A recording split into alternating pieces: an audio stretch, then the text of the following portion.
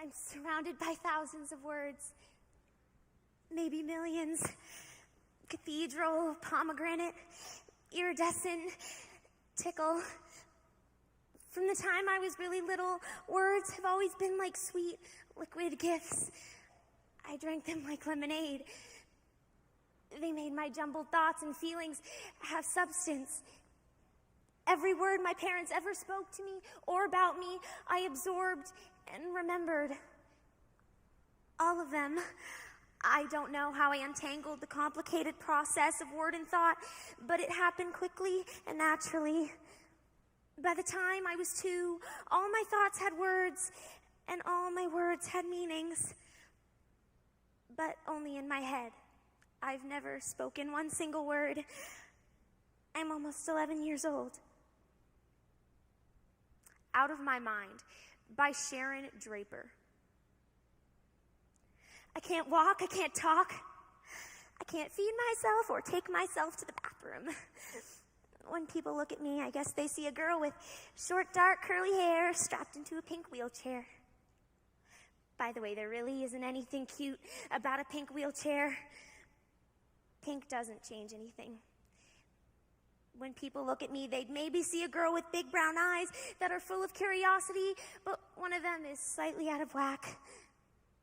Her head wobbles a little, and sometimes she drools.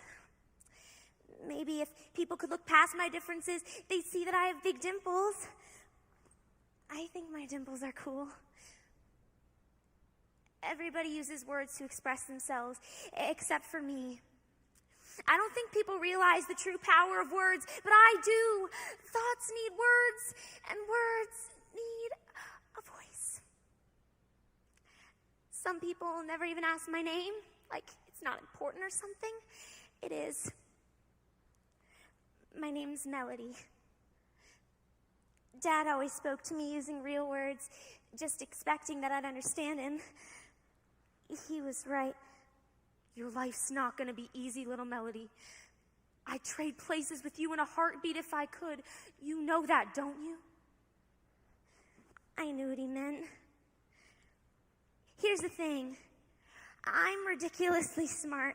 I'm pretty sure I have a photographic memory. I saw a special on PBS once about these kids who were geniuses.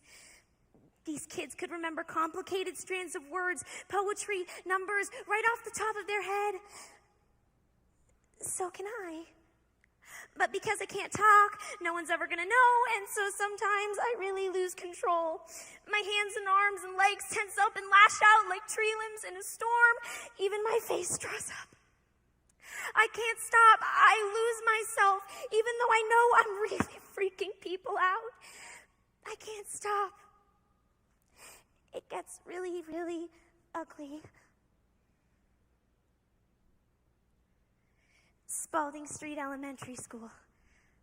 I was really excited when Mom first enrolled me here. I'm in a class with other children with disabilities, but we don't seem to move up and on like other classes. Just the same thing. Year after year with another teacher. When I was younger, Mom put a large plexiglass tray that attaches to the arm of my wheelchair. She pasted dozens of words on it, but for the majority of my life, I've had the communication tools of a little kid on my board. It's no wonder everybody thinks I'm retarded. I hate that word, by the way. Retarded? It's like I live in a cage with no door, no key. I don't know how to tell somebody how to get me out. Mrs. Billups started every morning by playing her favorite CD. I hated it. Old MacDonald Had a Farm, Twinkle Twinkle Little Star, The Itsy Bitsy Spider, all sung by children who really cannot sing. It's awful. Then she'd go over the alphabet every single day with third graders, not children. This is an A. How many of you can say A? Good. She'd smile and say, good, even if nobody in the class responded. I wonder if she'd teach able-bodied third graders this way. I don't think so. And one day this made me particularly upset. Now, children, let's move on to B. How many of you can say B? Good. B is the sound of the letter B, children. That very same day, Maria, who's always happy, started to throw crayons. Willie began to babble, and I bellowed. I may not be able to say clear words, but I can make a lot of noise.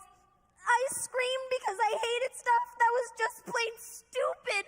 I screeched because I couldn't talk or tell her to shut up. And then I cried because I'm never going to be able to tell anybody what I'm actually thinking. Mrs. Brooks, this is Melody's teacher, Anastasia Billups. Please come to the school right away. No, she's not ill. She's fine.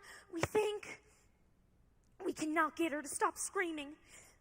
My mother arrived quicker than I thought was possible. She ran right over to me and asked what was wrong.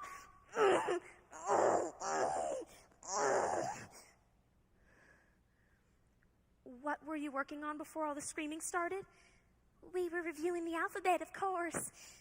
These children need constant reminders because they don't retain information like the rest of us. It's February. I beg your pardon. School started in August. Haven't gotten past the alphabet since August. Look, have you ever said to yourself, if I have to watch that stupid commercial on TV one more time, I think I'll just scream? I think that's what happened to Melody. She said, if I have to go over the alphabet one more time, I'll just lose it, and so she did. I really can't blame her, can you? Melody knows her alphabet, hundreds of words on sight. She can add and subtract numbers in her head. We went over all of this at the last parent-teacher conference, didn't we? I thought you were exaggerating. She has cerebral palsy, Mrs. Brooks. You need to learn to accept that. Melody can't talk. Melody can't walk, but she's extremely intelligent, and you need to learn to accept that. Oh, and one more thing. That music you're playing is cruel and unusual punishment.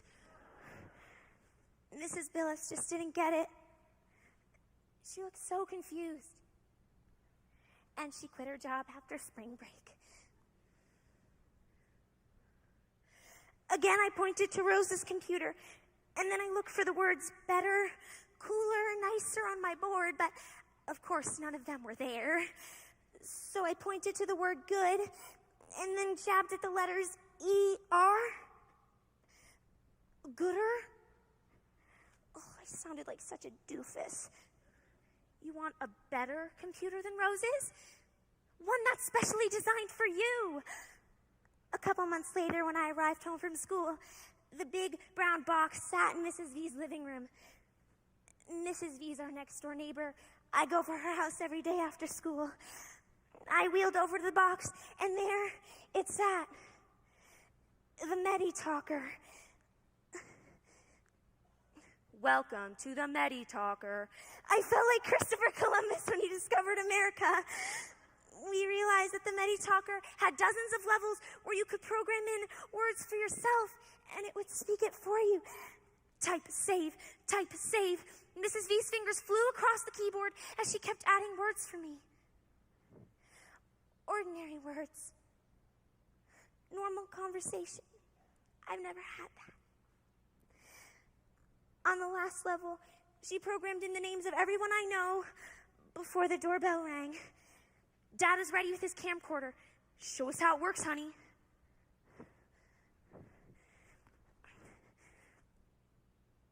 Hi, Mom. Hi, Dad. I'm so happy. I realized I've never spoken any words directly to my parents.